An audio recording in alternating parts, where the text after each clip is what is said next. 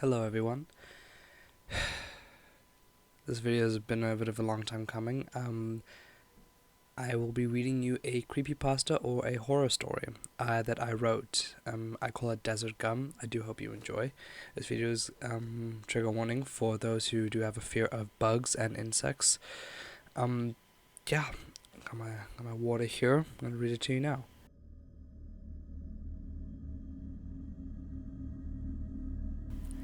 As I lay there motionless and unable to move, his violent mustard yellow eyes and stench permeated my soul. I couldn't scream, but I wanted to. I couldn't cry for help, but I wanted to. I longed for the chance to escape, but it never came.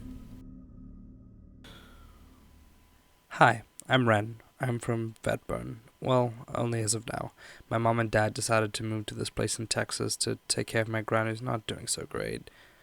We're just hinging on the fact that if she kicks it, we can move back to Michigan. School starts tomorrow, and I'm not looking forward to it. I guess I can't be too negative. We're supposed to start learning biology with the new teacher, so that's something to look forward to.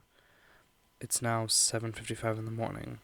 I'm in the grade 11 classroom, and this girl named Raylan keeps trying to talk to me. Hey, I heard you were new. I'm Raylan. She sat next to me with her book in hand. She had bright, messy orange curls spilling in every direction. Her freckles made a belt across her nose, just under the black-rimmed glasses she was wearing. Hi. Where are you from? Her enthusiasm and curiosity oozed out of her. Detroit. Oh, cool. Eminem was from Detroit. Do you like his stuff? Yeah, the Marshall Mathers album is pretty good. Yeah, I really like the Slim Shady LP for obvious reasons, and Road to Recovery is truly amazing. Do you like any movies? Yeah, I suppose I really dig some of Robin Williams or Jim Carrey's stuff. Oh my god, do you like Jim Carrey? I love Pet Detective and Yes Man. I was thinking more of The Truman Show or a series of unfortunate events. We continued talking about actors, and when the teacher came in, everyone was quiet. A young man wearing black trousers and tweed vest walks in, binder overflowing with papers in his right hand, whilst a dark-cloaked glass tank in his left. Class? Class! I'd like to introduce Mr. Leonhardt, your new teacher, our principal yelled. We all stared at him.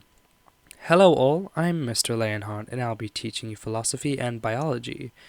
He sets the large cloaked cube on the desk. You will all be kind and respectful to this young man, do you hear me? Yes, Mrs. Cornwell!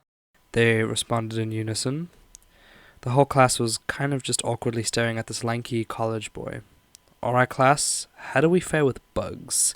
There was a thick silence. I feel bad for you because today's lesson, he took a piece of chalk off of the chalkboard, will be on arthropods.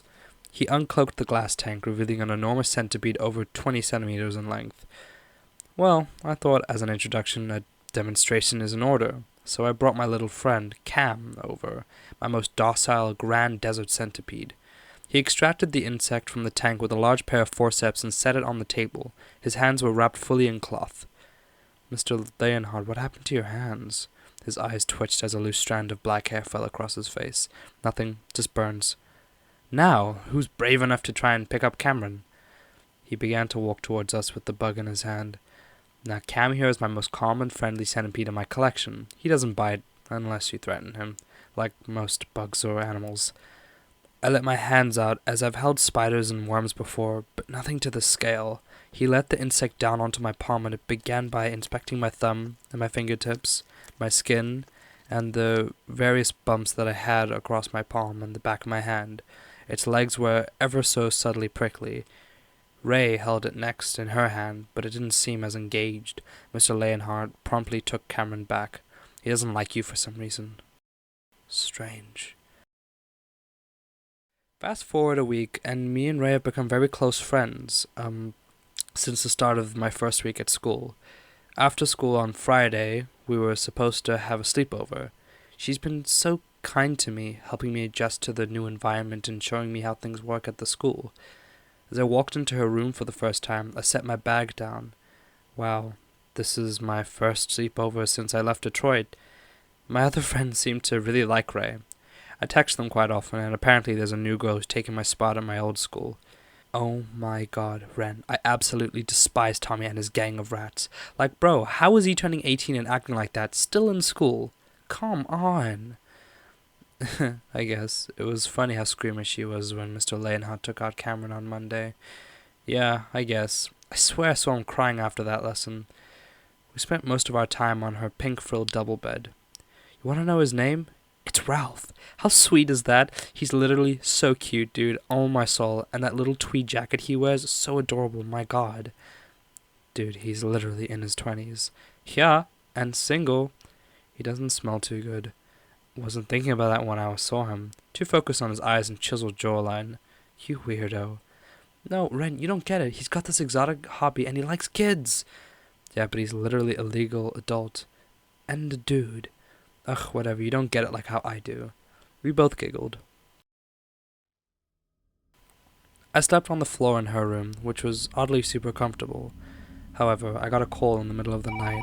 I picked the phone up, but all I could hear was heavy breathing and a slow, subtle lip smacking. What? What? There was a voice. Can you feel it? They're inside your liver and under your skin. They'll feed on you until you're a husk. The first day is always the best, because they haven't gotten to your organs yet. But by the last day, you won't have any bone marrow.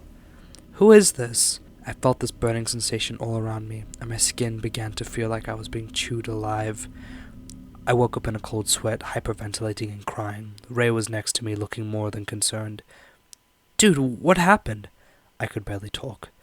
After a few minutes, I started having panic attacks. I was sent home, and now my mom thinks I took something with Raylan. I couldn't stop having headaches, and every breath felt like I was getting more and more nauseous. My mother wouldn't let me take anything because, again, she thought I had done drugs with Ray in a million years. Fast forward a couple more hours in the evening, and I'm hallucinating on my bed. I can't stop seeing bugs crawling everywhere, crawling from the cracks in the corners, trying to get to me. They seem so real. I didn't want to find out. All I wanted to do was escape them. I need to get out. I need to leave. I started quickly running out of the house as this horde of angry insects races towards me, the swarm getting larger by the minute. I ended up at this old abandoned mansion where the bush looks too thick for the horde to reach me. Scrambling to knock on the door, I yell for someone's help.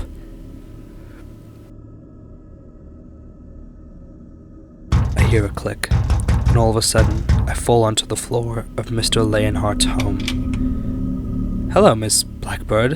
How can I help you? He looked at me curiously. He could tell I was in distress and decided to let me in, helping me up and locking the door behind me. His place was very eccentric. He had shelves in odd places and piled items on the floor. There were some parts of his room that looked like the inside of an anthill. I don't know how that looks. Rounded corridors with miscellaneous broken walls. I saw him walk into what seemed like his kitchen, but as soon as I stood up, I blacked out. I woke up in pitch darkness and feeling a tight constriction around my stomach and mouth. This isn't good. It smelled dirty, not like something rotting, but rather old and dusty. I could feel my back rubbing against a cold concrete wall as the still air sat down on me. My head hurt a lot, just as I tried to stand up with my restraints. I hear a click, and then a loud screeching of a metal door opening. The past few hours have felt something out of a movie.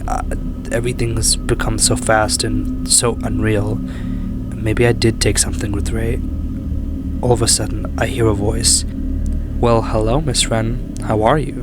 He was different now. His skin was grey like a corpse's, and he had butcher attire on with black gloves and an apron. He walked down the loud clanking metallic stairs and hunched himself over me once he got to me on the floor. Are you ready? They've led you right to me. It's so strange. I thought I'd hated you, but no, you're a perfect host. Say hi to my friend. Staring at him in horror, I see him create a gash in his stomach where an eerie lack of blood dripped out. He dug his fingers in the hole, searching for something. I could see his fingers underneath his skin wriggling and moving. From his stomach, he pulled out what I could make out was a baby centipede writhing in fear betwixt his index, middle finger, and thumb. Gorgeous, is it not? The only way it can properly take over is if it gets into your digestive tract. I know you'd rather not have an open wound, regardless of how much I'd love to see you open and bleeding. I suppose this is the only way for you to not faint? Here goes. As I lay there motionless and unable to move, his violent mustard yellow eyes and rotten stench permeated my soul. I couldn't scream, but I wanted to. I couldn't cry for anyone's help, but I wanted to. He undid my mouth bindings, whilst I kept my mouth shut, squeezing my teeth together. I'm not going to try and fight you over this. If you're not willing to do the least painful option that I'm giving you, I can't control you. Just remember, what I do next is all your fault. He allowed the tiny translucent bug to crawl over my face and explore it. I couldn't thrash around and move. I could feel his hands and the ropes hold me in place. That's when I felt it burrow into my skin and make its way to my nasal cavity. I could feel the burning sensation all across my face, and then it went into my mouth. I could feel every movement down my throat. I hope it burned in my stomach. Great, that's the first one. He shoved his disgusting mouth over my nose, and if the smell alone wasn't enough to knock me out, the sensation of 1,000 tiny little centipedes crawling their way to my throat. You wanna know what's strange? I never really got the medication for whatever I was having. Maybe it was just a lack of sleep. I woke up to go to school feeling better, smiling wildly as I walked across the steps. Maybe yesterday was a nightmare. I don't know. Ray came to greet me, but seemed a bit standoffish. Whatever, I was just happy to get to class. I had a big grin across my face. She said I looked pale and that there were little bite marks on my cheeks and nose. I don't know, probably just mites. We got to class and our principal walked in, saying that our new biology teacher was found dead this morning in his home, chopped up with several bite marks and his entrails missing. They said that it might have been a bear attack or a pack of coyotes. Oh well. Fast forward, it's the end of the day now, and I'm at Ray's house again, and as I look in the mirror, in a little bit, I want to do it when she's properly asleep. She won't feel you then. I walk over to Raylan and sit down with her. I make eye contact with her, smiling. I grab her and kiss her passionately as I deposit another scout into her mouth.